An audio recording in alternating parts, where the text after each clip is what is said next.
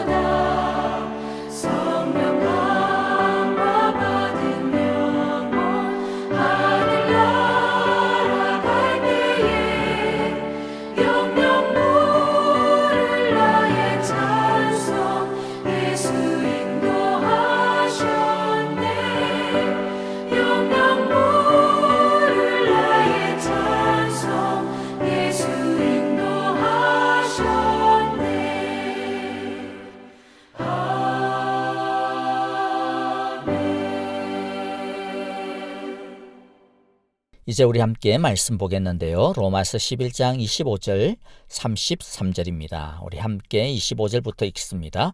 형제자매 여러분, 나는 여러분이 이 신비한 비밀을 알기를 바랍니다. 그것은 여러분이 스스로 현명하다고 생각하는 일이 없게 하려는 것입니다. 그 비밀은 이러합니다.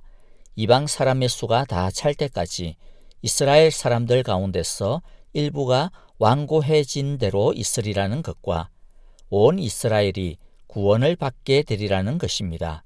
그것은 성경에 이렇게 기록되어 있는 바와 같습니다. 구원하시는 분이 시온에서 오실 것이니 야곱에게서 경건하지 못함을 제거하실 것이다. 이것은 그들과 나 사이의 언약이니 내가 그들의 죄를 없앨 때에 이루어질 것이다. 복음의 관점에서 판단한다면 이스라엘 사람들은 여러분이 잘 되라고 하나님의 원수가 되었지만 택하심을 받았다라는 관점에서 판단하면 그들은 조상 덕분에 하나님의 사랑을 받는 사람들입니다. 하나님께서 주시는 고마운 선물과 부르심은 철회되지 않습니다. 전에 하나님께 순종하지 않던 여러분이 이제 이스라엘 사람의 불순종 때문에 하나님의 자비를 잊게 되었습니다. 이와 같이 지금도 순종하지 않고 있는 이스라엘 사람들도 여러분이 받은 그 자비를 보고 회개하여 마침내는 자비하심을 잊게 될 것입니다. 하나님께서 모든 사람을 순종하지 않는 상태에 가두신 것은 그들에게 자비를 베푸시려는 것입니다. 하나님의 부유하심은 어찌 그리 크십니까? 하나님의 지혜와 지식은 어찌 그리 깊고 깊으십니까? 그 어느 누가 하나님의 판단을 헤아려 알 수 있으며 그 어느 누가 하나님의 길을 더듬어 찾아낼 수 있겠습니까? 누가 주님의 마음을 알았으며 누가 주님의 좋은 자가 되었습니까? 누가 먼저 무엇을 드렸기에 주님의 답례를 바라겠습니까? 만물이 그에게서 나고 그로 말미암아 있고 그를 위하여 있습니다. 그에게 영광이 세세에 있기를 빕니다. 아멘. 바울은 이방인 성도들이 교만하지 않도록 한 가지 하나님의 신비한 지식을 가르쳐 줍니다. 25절 26절의 일부를 보면 그 비밀은 이러합니다. 이방 사람의 수가 다 찰 때까지 이스라엘 사람들 가운데서 일부가 완고해진 대로 있으리라는 것과 온 이스라엘이 구원을 받게 되리라는 것입니다. 즉 이스라엘이 끝까지 완고한 마음을 품지는 않을 것이며 때가 차면 즉 이방인 중에서 구원받을 사람이 차지면 온 이스라엘도 구원을 받게 될 것이라는 것입니다. 그런데 여기서 온 이스라엘이란 어떤 뜻일까요? 온 이스라엘이라고 하면 모든 이스라엘 사람들이 다 빠짐없이 구원을 받게 되는 날이 있을 것이다. 그렇게 생각을 하고 오해하기가 쉬운데요. 어떤 예외도 없이 모든 이스라엘 사람이 빠짐없이 구원을 받게 된다라고 하는 뜻으로 온 이스라엘을 이해하는 것은 잘못된 이해 방식입니다. 왜냐하면 바울은 이때까지 로마서를 통해서 이스라엘 사람으로 태어났다라고 하는 이유만으로 하나님의 의의를 받는 것은 아니라고 강조해왔기 때문입니다. 또 당시 유대인의 문헌에서 사용되어지는 온 이스라엘이라고 하는 그 사용의 어떤 용법을 보더라도 어떤 예외도 없는 모든 유대인이라기보다는 전체로서의 이스라엘을 의미하는 것으로 사용되고 있기 때문입니다. 어쨌든 분명한 것은 지금처럼 아주 소수의 이스라엘 사람만 믿음을 가지는 것과는 달리 분명히 때가 차면 이스라엘 사람들 중에서 더 많은 사람들이 복음으로 돌아오게 되는 날이 있을 것이라는 것입니다. 하나님은 세상 모든 사람을 구원하기를 원하십니다. 그러면 하나님은 이방 사람만 구원하기를 원하실까요? 그렇지 않습니다. 하나님은 언약의 백성인 이스라엘도 구원하기를 간절히 바라시고 또 기다리심이 분명합니다. 하나님의 언약은 신실하고 사람의 배신에도 불구하고 계속 붙드시는 것이기 때문에 하나님은 이스라엘을 그냥 포기해버리지 않으실 것이 분명합니다. 그래서 29절에서 무엇이라고 하나님께서 약속하십니까?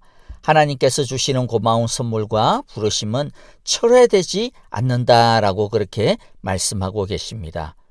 어떤 사람들은 바울의 이 말이 주님이 재림하시기 얼마 전 역사의 마지막 순간이 다가오면 대규모의 유대인들이 집단적으로 회개하고 돌아올 것이라고 생각을 합니다. 그럴 수도 있을 것입니다. 그러나 반드시 그러한 일만이 이 말씀의 뜻이라고 단정하는 것은 위험할 수 있습니다. 그리고 그 집단적으로 많은 숫자라고 하는 것이 얼마가 될는지 또 우리는 아무도 단정할 수가 없습니다.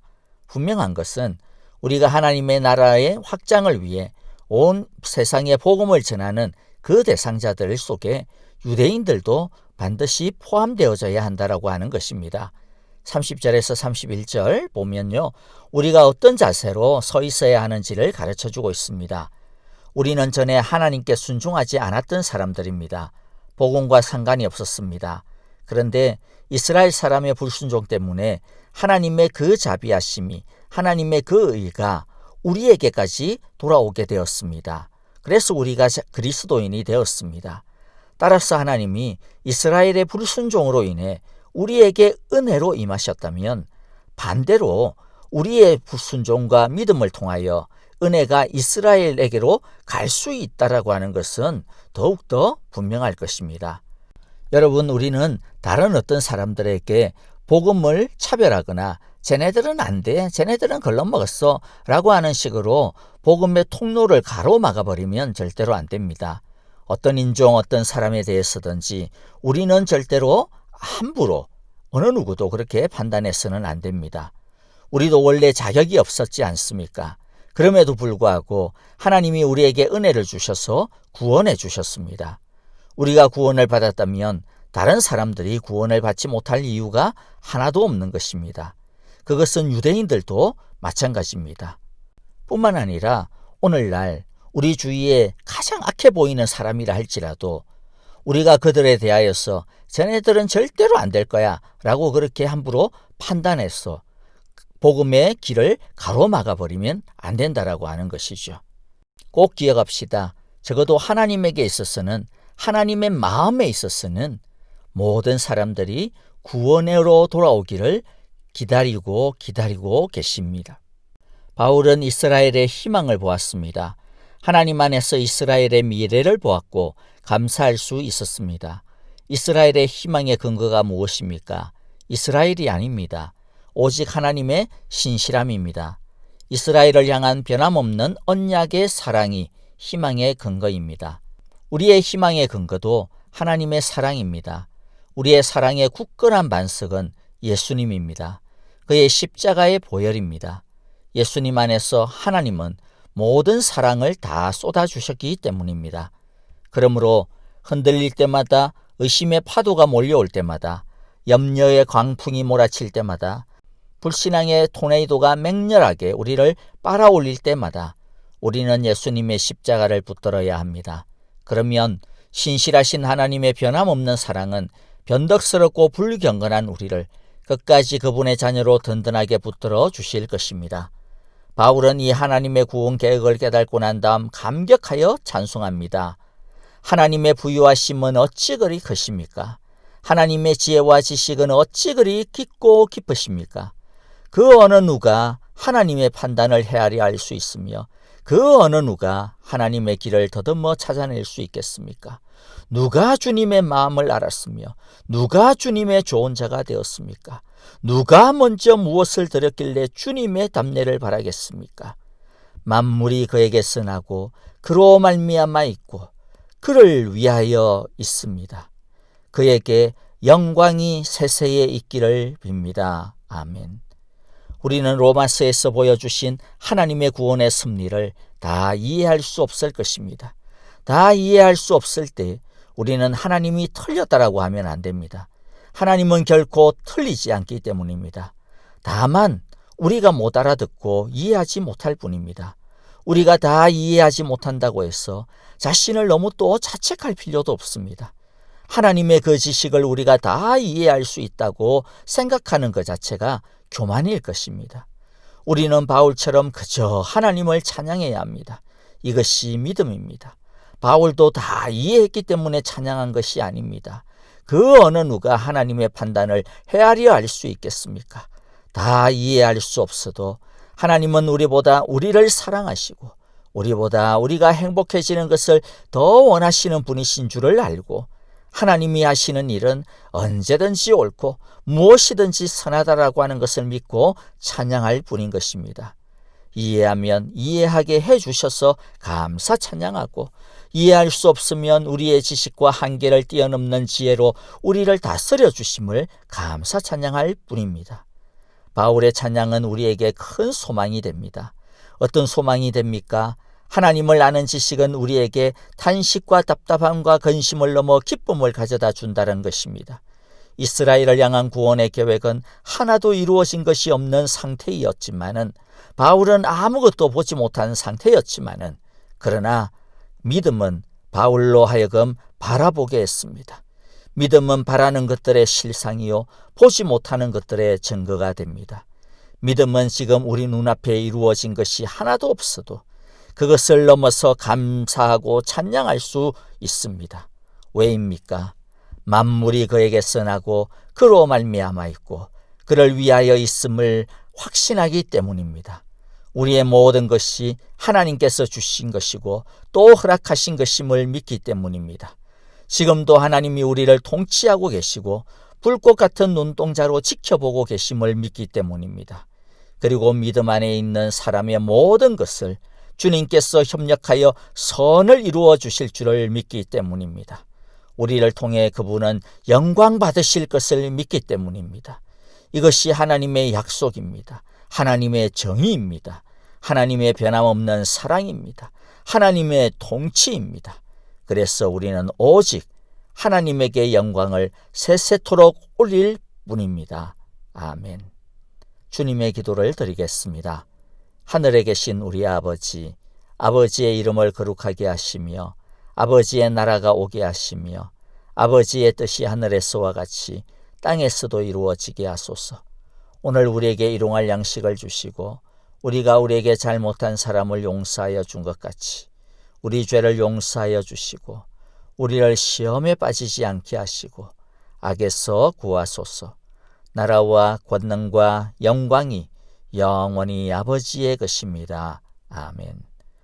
찬양과 더불어 기도하겠습니다. 어떤 상황에서든지 신실하신 하나님을 믿게 하옵소서.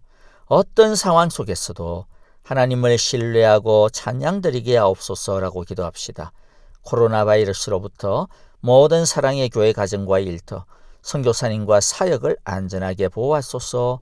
우리 아프신 성도님들 또한 우리의 중보의 기도가 필요한 성도님들, 우리 목장 식구들 돌아보시면서 함께 기도하겠습니다. 오늘도 무슨 일을 만나도 하나님을 찬양하도록 합시다. 안녕히 계십시오. 감사합니다.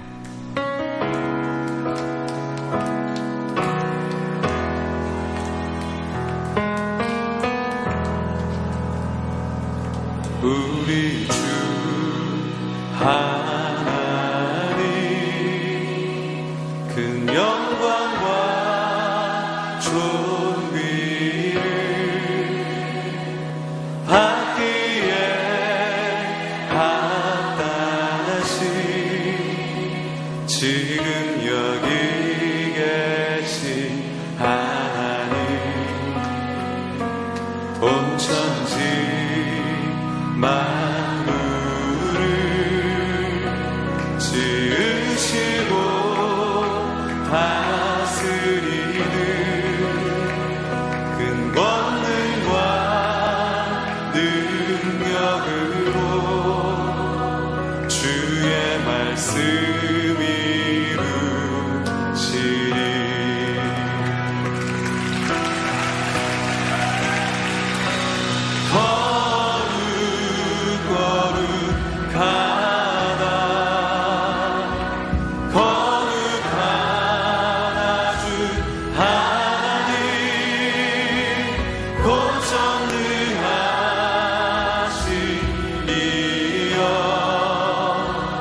하나님만